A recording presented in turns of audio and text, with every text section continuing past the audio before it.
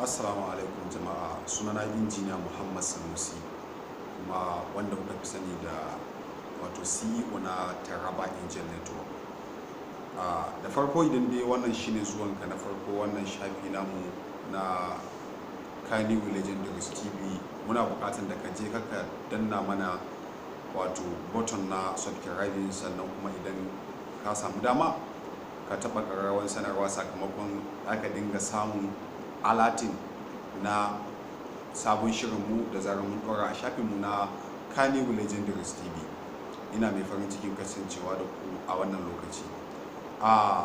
Tambayoyi da kuma abubuwan da na fuskanta a cikin satin na a media shine wato akwai posting da na yi nake magana akan applications na waya da muke amfani da shi. To tambayar da suka fi yawa wanda na so a yau a cikin topic din mu amsa ita ce wato shin ana iya yin ko kuma ana iya developing din application a Android phone din mu na hannunmu, wanda ma'ana ba sai mun yi amfani da computer ba wajen kirkiran wato wannan application din ba. Yes, ana yi, kuma amsa da dinga ba mutane kenan. Duk wanda na ce masa ana yi, tambayar da zai so mami ita ce yaya ake yi. To gaskiyar magana step ne wanda ba wasu step masu yawa bane. Idan mutum zai bi su kuma insha Allah, musamman ma yana da alaka, domin idan ka shiga website din da su faɗa da suna maka cewa if you are related to Java abunan programming wanda aka yi na Java, because majority applications din mu na waya ana amfani da programming language na Java ne a creating din su. To amma da farko ba wannan ba, mamaki wasu suka dinga yi saboda an ce musu ana iya kirkirar application a waya. Ana iya kirkirar application a waya. Ai wani abu da muka manta shine wato ko ka yadda ko baka yadda ba, babu wata al'umma da Allah subhanahu wata'ala ya mata ni'imar da ya yi ma al'umma annabi Muhammadu. Wannan kuma haka yake daga nan har tashin kiyama. To saboda haka sai mu dinga yadda da irin wa'in abubuwan, saboda wasu idan abin ya zo musu kan tunani ya za a yi haka ya kasance. To ai ba wani abin mamaki ba ne. Al'ummomin da suka shuɗe daga bayanmu akwai wanda an ba su fasaha da ilimi na abubuwa wayanda ba su kai wannan ba, amma kuma wasu sun yi mamaki, wasu ba su yi mamaki ba. Misali, idan mu dauki annabi Sulaimanu, ya nuna cewa aljanin nan da annabi Sulaiman ya aika wato alhuda-huda, tafiyan da ke tsakanin garin da annabi Sulaiman yake da garin da ya je shi ya samu su sarauniya Bilkisu, tafiya ce ta wajen kilomita 900. Tukunna fa abin da ka auna ka gani tafiyan kilomita 900 da wanda su zai yi da shi sa wannan wajen kafin ya kai sako na zuwan alhuda-huda. To amma ka duba yanzu kuma a zamanin mu sai gashi Allah ya kama na wani technology wanda a cikin sakan daya sai ka tura wannan sakon ne ka gama da shi. Kana gama typing ka danna enter kawai, press enter, magana ya kare kawai, a sabon ka tafi. Sai dai in baka da network zai kuma zai nuna maka cewa baka da network ne. To saboda haka muna da hanyoyi wanda Allah ya mana ni'imomi da dama, wanda wannan kuma akan wannan ilimin kimiyya da fasaha ne. Hakan ya saka ne sha'awa da dan baku guntun wani labari game da harkar ne, saboda akwai bukatar kusan shi. Wato ka shiga Google Chrome ɗinka, kuma wani kalan browser kake amfani da shi, kuma wani kalan web browser ne, ka nemi tarihin gizo-gizo, wanda ai kusan duk dai technology shi ne yau muke amfani da shi. Ko za a ce maka mai ce internet da ake nufi, za a ce maka yanar gizo da Hausa ko. To yanar gizo, idan aka dauko maka tarihin gizo-gizo dungurungun, za a ga cewa wani abu ne wanda a cikin Qur'ani akwai inda Allah ya statement din cewa ya kawo wata sura wanda dungurungun ma ka sa mata suratul ankabuti. Wannan kuma ankabuti nan kowa ya sani cewa shine gizo-gizo. Wato shi gizo-gizo da kuke gani, a yadda binciken masana ya nuna, idan yi aure tare da sabuwar matarsa, za su tare a sabon gida. Idan suka tare a sabon gida, za su yi sabuwar rayuwa mai kyau, mai daɗi, kuma za su yi annashuwa da suke so. Amma ku sani, daga sanda gizo-gizo namiji ya yi realizing din cewa matarsa mace ta samu ciki, in har ya gane ba zai tsaya ba, zai gudu saboda ya san abin da zai faru. Idan kuma bai gane ba, to har cikin ya nata ya tsufa, za ta danne shi ta kashe shi. Idan ta danne shi ta kashe shi, naman shi za ta dinga ci har ta aihu. Idan kuma ta aihu tana haifan yaya 50, tana haifan yaya 60, tana haifan yaya sama da 100. In suka su duniya wa'annan yaran su ma wannan naman uban nasu shi za su hau su masu kama ci har naman ya kare. Idan naman ya kare, sai su danna uwar su kashe ta, su kuma 'ya'yan din su cinye naman uwar din. Daga nan sai su kuma suna cinye junansu, wancan ya cinye wancan, wancan ya cinye wancan, wancan ya cinye wancan. Daga sanda aka ce maka sun ragu sun kai kamar guda 30 ko 20 ko wani abu makamancin haka, sai su watse. Wato wannan lokaci cewa yake, wato duk da fa muhimmancin technology a wajenmu, amma abubuwa da dama yau sun dagule dalilin wannan technology din, wanda an samu matsaloli da dama a fanni daban-daban, kama daga fannin lafiya, fannin siyasa, fannin ilimi, fannin kasuwanci. An samu matsaloli ba 'yan kaɗan ba. To amma jami'a tana daga cikin jami'ar da take cikin manya-manyan jami'o'i a duniya, wato Harvard University, wanda su dinnan ta bincike ya nuna cewa a wajen su aka samu irin waɗannan bincike har suka abu, saboda wasu Yahudawa ne wanda suke zaune duk inda Allah ya rantsuwa da wani abu a cikin Qur'ani, kuma manzon Allah na wani abu da na muhimmanci, su naɗa wakilansu a je a musu bincike akan wannan abin din.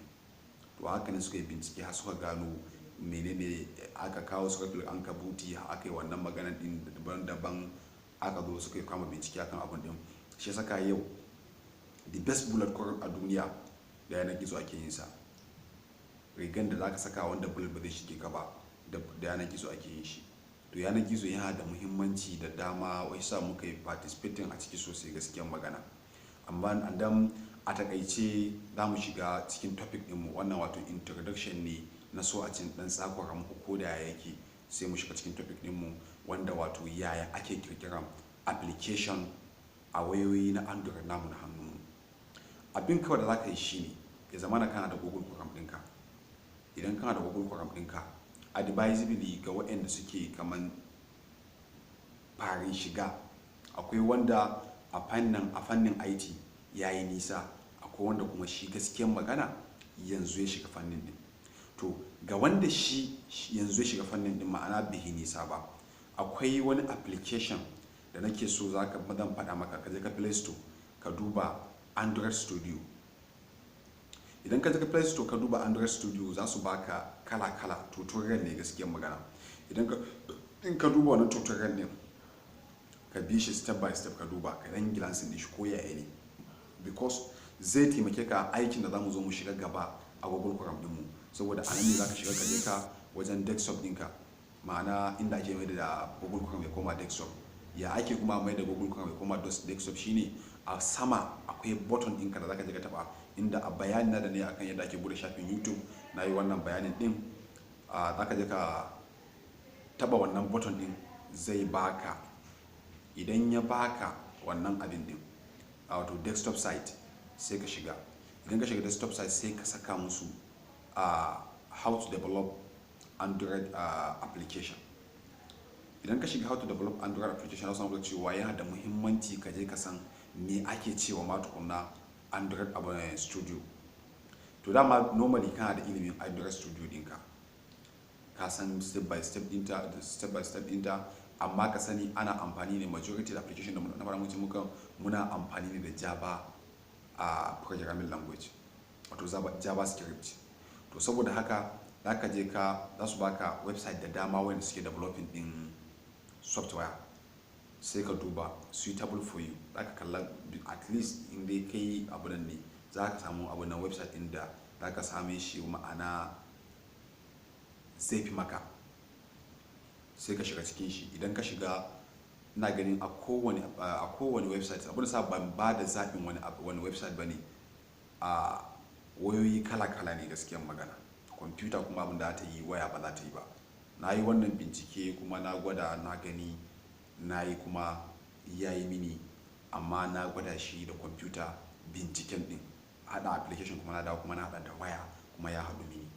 To saboda haka at least in kai amfani da wannan abin da in kai amfani da abin da na faɗa maka za ka isa zuwa ga abin da nake so ka cimma. Idan ka je ka akwai step by step, wasu na saka step 8, wasu na saka step 10. Idan ka zanci kanka a cikin masu step 10, to ina mai tabbatar maka da cewa kana nan akan step ɗin da za ka yi creating application da kanka za ka create shi kuma ka yi installing din shi da man dai kana da enough data a wayanka, saboda ya kamata ka yi amfani da shi ne online, ka zuwa musu data ɗinka da kuma me kake so daga bude application din za su baka dama duk kai wannan. But amma firstly in suka ce maka ka karanta tutorial na Android Studio, in ka karanta shi akwai inda ake abun association na masu developing din software, za ka je nan ma za ka musu subscribing. Idan ka subscribing za ka dawo ka buka kan page ɗinka. Idan ka daga kan page ɗinka za su tambaye ka to maganan idea, ba a kirkiran applications da ka a'a, dole sai kana da idea na abin da kake so za ka yi da wannan application din, sannan menene muhimmanci su kuma menene solution din shi to human being. Misali, babu duk wani application da kalla a duniya akwai abin da aka kirkire shi yayi akai, ma'ana ya solve ma dan adam akai. Saka dole ne in za ka yi application ya zama na application ne mai manufa. A bankunan da kai gani ake application din Jaiz Bank, application din UBA Bank, application din First Bank, me ake da su? Ana making transaction da su ne. Zendan nan application ne, Facebook application ne, duk wani abu da ka kalla a wayanka application ne. Amma me yau in za ka calculator a wayanka, dole lokacin da ake abun nan, yanzu minister of finance ma baya amfani da calculator, da waya kawai zai danna kawai calculator ya shigo cikin waya, ma'ana an hada mata multitask na abubuwa. To saboda haka dole zama da kana da idea, kuma idea mai value. Ma'ana ka ce idea mai value, bayan kana da idea kana so ka hada application, me yi wannan application din yake nufi ga mutane, kuma me yi amfaninsa ga mutane. Dole zai zama na mai amfani ga mutane, saboda alhamdulillahi duniya nan duka da kuke kalla ba wanda ya iya, Allah ne kawai zai iya, kuma Allah ne kawai ya iya. Duk wanda ka kalla shi ma dan koyo ne. Shi saka akwai wani mentor da yake faɗa mini, yake ce mini kada ka damu da zaka daɗe a ƙarshen mutum kana masa wata kuma kana neman abu a wajensa, kai kwantar da kai ka je koyi wannan abin din zai fi maka fiye da a ce ka nuna masa cewa kai ka fi karfin koyon wannan abin. Dalili kuwa da ya ban shi ne ya faɗa min cewa